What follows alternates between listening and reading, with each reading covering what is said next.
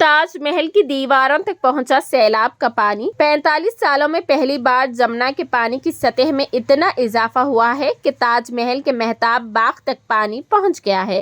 سیلاب نے پچھلے تمام ریکارڈز توڑ دیے ہیں۔ جمنا کے پانی کی سطح نے پچھلے تمام ریکارڈز توڑ دیے ہیں۔ سیلاب کا پانی 45 سالوں میں پہلی بار دنیا کے مشہور تاج محل تک پہنچا ہے۔ سیلاب کا پانی دلی کے لال قلعہ کے دیواروں تک بھی پہنچ گیا ہے۔ اس کے بعد آرکیالوجیکل سروے آف انڈیا کی طرف سے ایک بیان سامنے آیا ہے کہ یہ جاننے کے لیے سروے کیا جائے گا کہ سیلابی پانی کی وجہ سے لال قلعے کو کوئی نقصان پہنچا ہے یا نہیں۔ اب تاج محل کے حوالے سے بھی ایسے ہی سوالات اٹھ رہے ہیں۔ جمنا کا پانی صرف 1978 اور 2010 میں تاج محل کی دیوار تک پہنچا تھا، تاہم اس بار پانی کی سطح پچھلی بار کے مقابلے بہت زیادہ ہے۔ حکام کے مطابق جمنا کے پانی کی سطح 499 فٹ کے درمیانی درجے کے سیلاب کی سطح کو عبور کر چکی ہے۔ منگل کو یہاں پانی کی سطح 499.97 فٹ تک پہنچ گئی تھی، جس کی وجہ سے تاج محل کے پیچھے واقع مشہور باغ مہتاب باغ مکمل طور پر پانی میں ڈوب گیا۔ تاج محل کے تحفظ کے معاون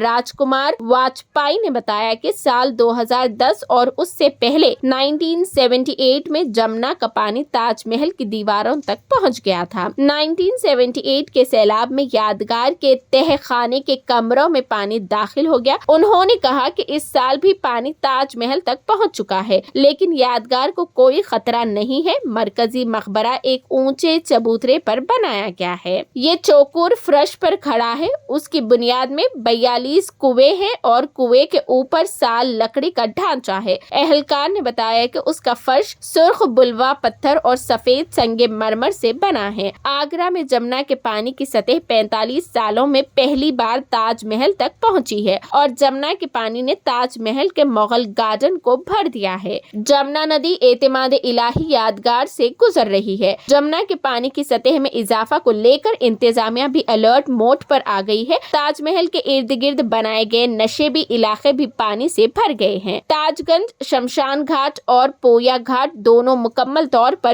ڈوبے ہوئے دکھائی دے رہے ہیں۔ دوسری جانب قدیم دسہرہ گھاٹ، اعتماد اللہ کا مقبرہ، رام باغ، مہتاب باغ، چوراہا باغ، کالا گنبد جیسے علاقوں میں سیلاب کا خطرہ منڈلا رہا ہے۔